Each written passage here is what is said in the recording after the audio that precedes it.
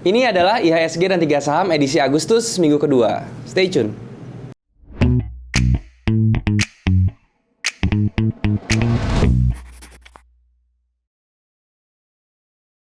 Halo guys, balik lagi sama gue Daryl di This is the Channel. Dan hari ini kita masuk ke segmen IHSG dan 3 saham. Buat kalian yang belum tahu segmen ini apa, ini adalah segmen yang membahas tentang IHSG dan juga saham-saham yang kira-kira bisa jadi referensi untuk tradingkan untuk 1 minggu ke depan, teman-teman ya. Dan hari ini kita masuk ke Agustus minggu kedua. Seperti yang kita tahu teman-teman ya, di IHSG kemarin ya, di minggu lalu itu IHSG berhasil tutup di level 5143 dan itu mungkin ada kenaikan dikit. Dan kemarin gue sempat bahas ada divergence ya, dan pada hari pertama trading hari Senin atau Senin atau Selasa ya, IHSG itu sempat turun agak dalam ya, sekitar 2%-an ya. Dan dia mencoba buat matahin divergence-nya, tapi ternyata divergence-nya nggak terjadi gitu ya. Dan untuk sentimen minggu depannya juga mungkin nanti gue omongin lebih jelasnya di monitor ya teman-teman. Tapi sebelum itu gue mau ingetin ke kalian ya teman-teman, buat kalian yang belum punya grup trading, kalian bisa join di grup trading yang gue buat di aplikasi Discord. Linknya sudah gue taruh di bawah, kalian bisa langsung join dan kita bisa langsung diskusi bareng di sana. Oke teman-teman, jadi gimana untuk IHSG 1 minggu ke depan, dan juga saham-saham apa saja sih kira-kira yang dijadikan referensi untuk ditradingkan ya. Memang tidak banyak untuk minggu depan karena sentimen IHSG-nya masih belum terlalu bagus teman-teman ya, dari segi volumenya ya, dan dari segi money flow-nya juga masih kurang bagus. Oke, tapi lebih jelasnya gue akan jelasin di monitor. Sekarang yuk kita ke monitor teman-teman. Oke guys, sekarang kita sudah ada di monitor dan sekarang gue lagi menggunakan trading view teman-teman ya, dan kalian yang bisa lihat di sini ini adalah chart dari indeks kita IHSG. Oke, kita berbicara dulu IHSG minggu lalu teman-teman ya, dari tanggal 3 teman-teman, dari tanggal 3 ya, hari pertama trading itu IHSG langsung turun 2% ya. Sebenarnya pas turun 2% ini dia mencoba buat ngebentuk atau mengkonfirmasi dia punya divergence ya teman-teman. Tapi ini belum confirm ya. Jadi divergence-nya itu belum sampai jadi, dia udah rebound lagi kembali ke atas. Oke. Nah, ini apakah bagus untuk IHSG kita? Ada ya, ada harapan bagus sedikit, cuman gini.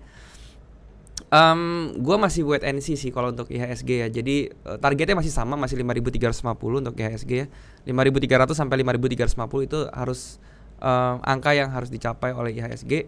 Dan jadi kenapa gue bilang IHSG ada sedikit harapan, karena di minggu kemarin ya IHSG itu sempat membentuk pattern ini teman-teman, yang gue kotakin ya, 3 ini, yaitu adalah 3 white soldiers ya. Jadi 3 white soldiers itu adalah bullish pattern.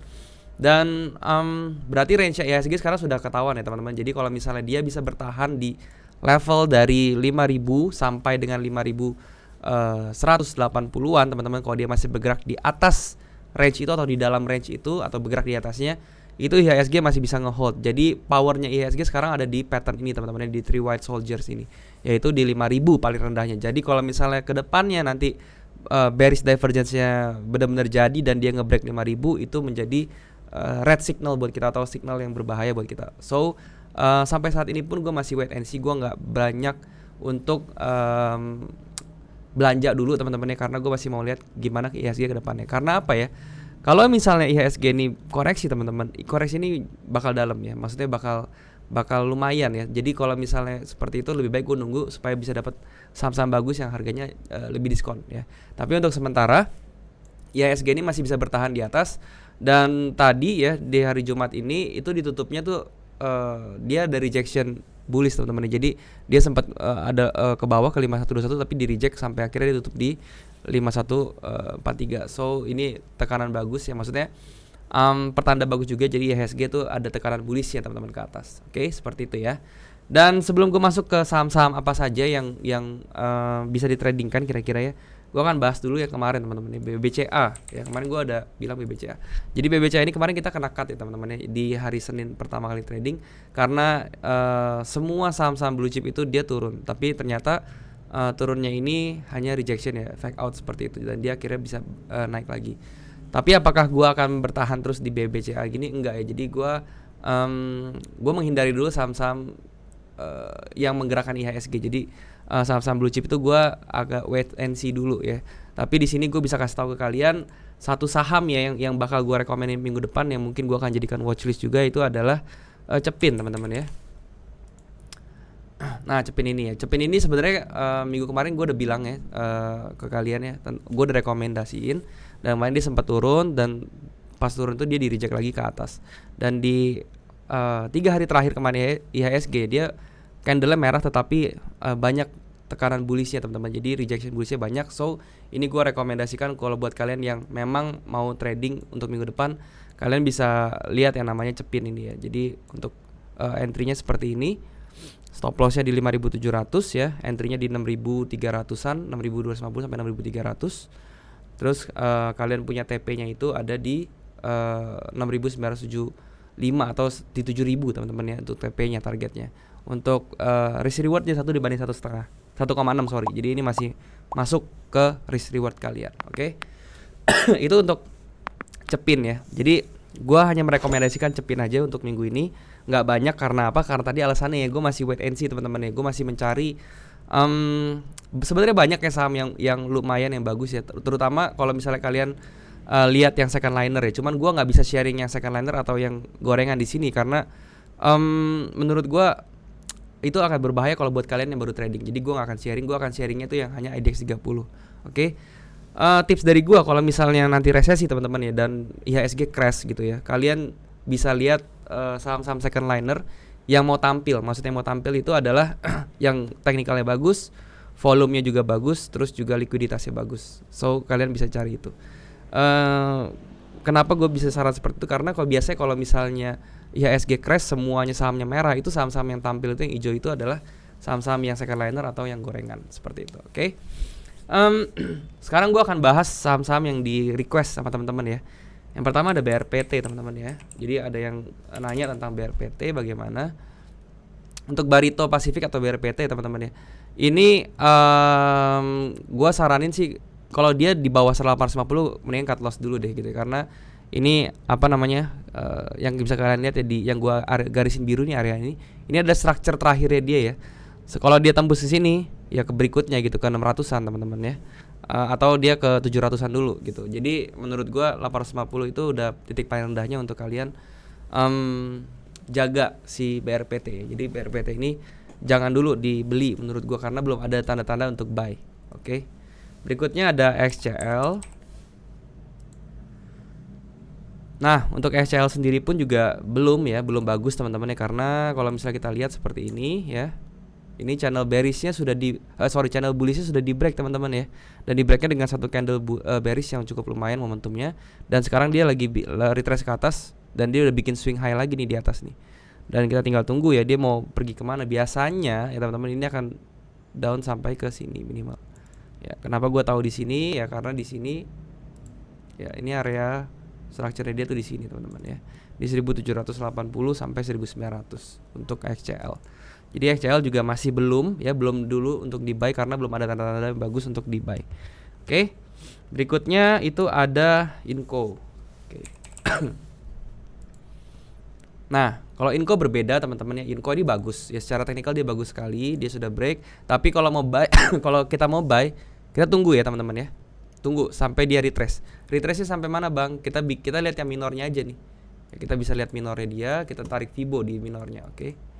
Kita gunakan Fibo retracement dari minornya sini sampai atas ya. Kemudian kita bikin areanya nih, area entry-nya di sini. Oke, jadi area entry-nya itu adalah 3.390 sampai 3.540. Itu area entry kalian untuk Inco. So, buat kalian yang mau entry Inco, lebih baik di situ supaya risk reward-nya bagus. Kalau misalnya kalian entry di sini di 3.400 sampai 3.500-an, stop loss-nya tuh di bawah ya di sekitar 3.290. Untuk targetnya tentu saja kita menggunakan 1:1 aja teman-teman. Jadi 1:1 seperti ini. Kita pastekan di sini. So targetnya di 4.000. Oke, untuk Inco. Jadi Inco secara teknikal bagus dan kalian bisa pertimbangkan juga. Oke, teman-teman, berikutnya ada Tower. TOR ya. Ada yang nanya Tower juga. Nah, Tower ini teman-teman ya, Tower ini sih waktu itu gue juga sempat rekomendasikan, tetapi di sini gue udah BEP teman-teman ya, gue udah BEP dan juga gue udah ambil sebagian ya untuk Tower ya, karena gue melihat di sini banyak rejection waktu itu, jadi gue ambil sebagian.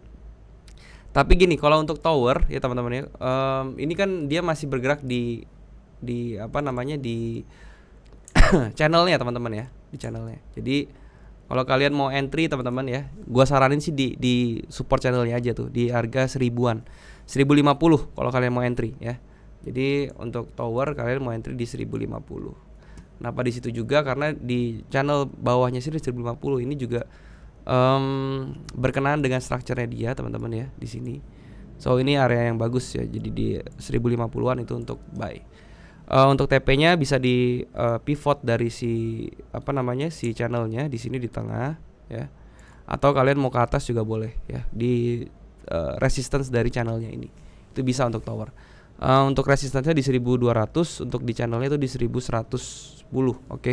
Jadi itu targetnya. Untuk stop loss-nya sedangkan kalian di bawah channelnya aja. Jadi kalau kalian beli di 1050, stop loss-nya bisa di 1020 gitu ya. Jadi sangat tipis sekali stop loss-nya karena kita bermainnya dengan spekulatif kalau di tower, oke. Itu tower. Berikutnya ada MNCN teman-teman. Untuk MNCN ya, MNCN ini dia kalau mau buy sebenarnya sudah telat ya. Waktu itu gue juga udah bilang si MNCN itu kalau mau buy itu mendingan di bawahnya ya, di area supportnya ya. Jadi dia udah kena area support, terus dia udah naik lagi gitu kan. Nah kalau untuk sekarang ya jangan dikejar. Kenapa? Karena dia sudah di area structure sini teman-teman, ya udah deket gitu loh. Walaupun belum sampai tapi udah deket. Jadi buat apa? Ya mendingan kita sabar lagi nunggu cari emiten lain. Jadi MNCN tuh masih belum karena dia sendiri pun dia punya tren itu masih bearish ya. Secara long termnya juga masih bearish dan dia secara price actionnya juga masih belum bagus. Secara areanya juga dia sudah mendekati area supply. Jadi nggak bagus ya. Belum ada konfirmator untuk buy untuk MNCN. Oke. Dan berikutnya ada nickel. NIKL ya. Nah nickel ini lumayan oke teman-teman ya. Jadi kalau kalian mau buy, kalian beli di area supportnya di 800 ya. Jangan di sekarang ya. Kenapa? Karena di sekarang ini masih lumayan ya. Jaraknya itu 900 ke 800 itu 100 ya. 100 itu sekitar 10%-nya ya. 10% lebih, 11%. Jadi kalian tunggu aja di 800. Kalau dia udah sampai 800 ya itu kalian bisa entry. Atau kalian mau di pivotnya juga boleh ya. Di pivotnya ini ya di 880-an kalian entry dulu, tapi jangan semua, jangan full lot ya. Kalian entry misalnya 30% dulu, nanti kalau dia turun lagi ke 800 jadi kalian punya peluru untuk averaging. Jadi begitu strateginya, oke. Nickel ini bagus ya, secara volume dia juga banyak yang ngumpulin ya, dan dia secara harga juga masih masif pergerakannya. Walaupun sekarang sedang nge-pause ya, posting dulu di sini. Tapi dia membuat base di sini ya. Tapi ini gua harap jadi rectangle dan dia kembali bergerak ke atas ya. Untuk targetnya tentu ini bisa di 1300 ya. Kalau kita pakai 1:1 aja gitu ya. 1:1 ke sini. Ya, seperti ini ya. Kita berharap ke 1330-an ini. Ini untuk nickel teman-teman ya. Jadi nickel lumayan secara price action juga bagus. Dia sudah mulai shifting dari bearishnya ke bullish teman-teman ya.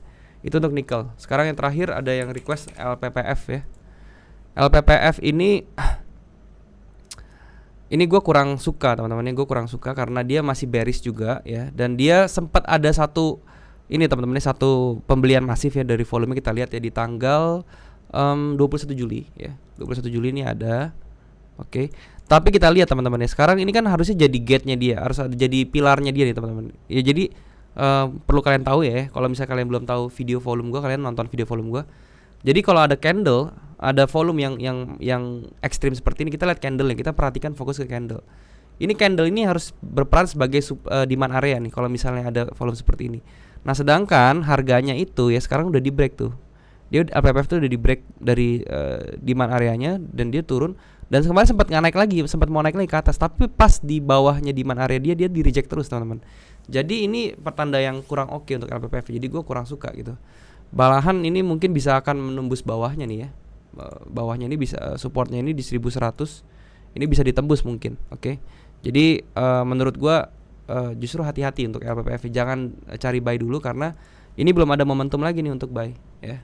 Belum ada momentum yang signifikan untuk buy ya. Dia build up-nya dia untuk bullishnya pun sudah hancur ya di sini. Sekarang dia bikin lower low, lower high, lower low lagi gitu ya. Jadi secara minornya pun dia codingnya itu sudah menunjukkan arah bearish. Jadi ini belum ada pertanda yang bagus, kecuali nanti dia membentuk sampai ke bottomnya ya. Dia bikin double bottom, ada rejection besar di situ. Kemudian ada pergerakan bullish yang impulsif, kita baru bisa pertimbangkan LPPF lagi. Oke teman-teman. Jadi strateginya seperti itu untuk LPPF. Kalau mau nanti kita tungguin aja di bawah nih. Di 1080-an kita lihat apakah ada double bottom atau enggak. Kalau dia terbentuk ngeform double bottom, kita bisa akalin pakai entry-nya pakai false break-nya dia gitu ya. Begitu entry false break, target kita nggak usah muluk-muluk, kita sampai ke neck-nya dia aja di 1700-an, itu udah lumayan LPPF. Dan kita lihat nanti momentumnya sebesar apa pada saat dia membentuk double bottom. Kalau misalnya dia membentuk ya, kita lihat momentumnya sebesar apa buat ngedrive harganya itu bagaimana. Oke? Ya, jadi itulah saham-saham yang udah di request ya teman-teman ya. Buat kalian yang mau request lagi, silahkan komen di bawah atau kalian bisa join di grup gua ya. Nanti di sana kita bisa diskusi lagi. Oke, dan sekali lagi jangan ditelan mentah-mentah, kalian bisa sesuaikan dengan yang namanya trading management kalian dan trading style kalian, setelah money management kalian. Oke? Mungkin ini aja yang mau gue sharing teman-teman, semoga bermanfaat, dan sekarang kita balik lagi ke kamera teman-teman. Oke teman-teman, jadi itulah saham-saham dan juga kondisi IHSG kira-kira 1 minggu ke depan tuh seperti apa. Jadi gue tadi di monitor sudah jelaskan semua, tapi gue mau ngingetin juga buat kalian ya, yang kalian mengambil informasi dari video ini, kalian jangan telan mentah-mentah. Kalian harus sesuaikan dengan trading management kalian dan juga trading style kalian serta money management kalian supaya hasilnya bisa lebih optimal teman-teman. Dan gue mau ngingetin sekali lagi buat kalian yang belum punya grup trading, kalian bisa join di grup trading yang gue buat di aplikasi Discord. Linknya sudah gue taruh di bawah. Kalian bisa langsung join dan kita bisa langsung diskusi bareng di sana. Dan jangan lupa untuk subscribe channel ini. Kalau misalnya kalian suka video-video di channel ini, kalian juga bisa like video ini dan juga share ke teman-teman lain yang kira-kira membutuhkan video ini. Dan juga kalian bisa komen di bawah kalau misalnya ada yang kurang ataupun kalian mau request saham apa yang mau gue bahas ke depannya atau materi apa yang mau gue bahas ke depannya. Ya, gue pasti baca dan gue pasti akan buatkan videonya untuk kalian, tetapi mohon bersabar karena itu butuh waktu. Oke? Dan mungkin itu dulu video yang hari ini gue buat ya. Semoga apa yang gue buat hari ini bisa bermanfaat untuk kalian dan juga bisa kalian terapkan langsung ya, jadi referensi untuk saham-saham minggu depan, atau kalian bisa sesuaikan dengan trading style kalian dan juga trading management kalian. Oke? Thank you sekali lagi buat kalian yang menyempatkan diri untuk nonton video ini. Sampai jumpa di next video. Jangan lupa semua orang bisa cuan. Salam sukses. Bye bye.